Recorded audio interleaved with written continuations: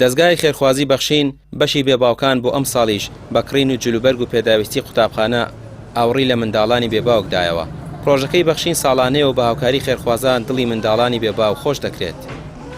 ئەمڕۆ وەکو بەشی بێباوکانی دەستگای خێرخوازی بەخشین هەڵساین بەو پرۆژەی کە لە پێشتر ڕامانگەیاند بوو، پرۆژەی کڕینی جلوبەرگ و پێداویستی قوتابخانە بۆ مناڵانی بێباوک.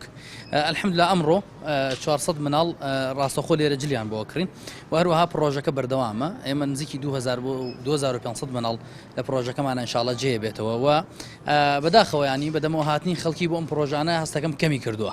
ئەمەش لە کاتێکە دۆخی دارایی وای کردووە کە خەڵکی نەتوانن بە گڕوتینەوە وەکو جاران بەدەم پرۆژەوە بین، بەڵام با لە بیرمان نەچێ ئێستا بێباوکان پێویستیان بە ئێوەیە. ئێستا ئەی ئەوانەی کە باوکتان هەیە، ئەی ئەوانەی کە برایەکتان هەیە خەمتان لێ خۆن، ئەوانەی کە وەزعی مادیتان لە پێشە توانن بە زۆر بە ئاسوودەیی جلوبەرگی قوتابخانە و پێداویستی بۆ مناڵەکانت بکڕی. بە ئێستا سەدان مناڵ هەیە، سەدان مناڵ هەیە کە محتاجی ئەوەن تۆ دەستێکیان بۆ درێژکەی بتوانی هاوکاریەکی کەمیش بێ جلوبەرگ و پێداویستی قوتابخانەی بۆ دابینکەی. کە سوکاری منداڵانی بێباوک دەڵێن لە ڕێگەی ئەم پرۆژەیەوە پێداویستەکانیان بۆ منداڵەکانیان دابین دەکەن و ئەوان نەبن تووشی ئاستەنگی قورس دەبنەوە دۆخی داراییان لە ئاستێکی خراپدایە.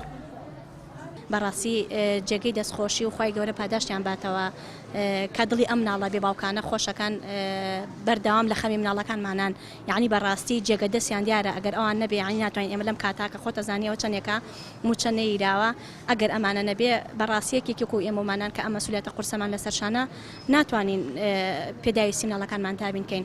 دەستخۆشێکی زۆر گەرم هەیە بۆ بەخشین و ئەو خێرخوازانەی کە هاوکاری ئەم مناڵە بێباوکانان، خی گەورە باداشتیان باتەوە نمونیان هەر زۆر بێت.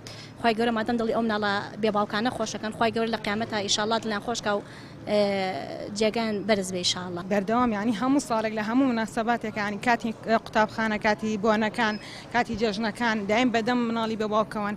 ینی زۆر سوپاسیانەکەم هەڵ لە هەڵگرتنی جلوبەرگ، ینی بەتایبەت ئەوە زۆر جێگەی دڵخۆشی شاناز، ینی خۆیان بە دڵی خۆیان شت بۆ خۆیان ئاڵەگەن جانتا پێڵاو پانتۆڵ، ینی جلوبەرگ بە دڵی خۆیان ینی زۆر دڵیان پێ خۆشە. سپاس بۆ بەخشین مای شانازین، ینی زۆر دەستخۆشییان لێکن، زۆر سپاسیان لێکن، خی گەورە پاداشت خێریان باتەوە.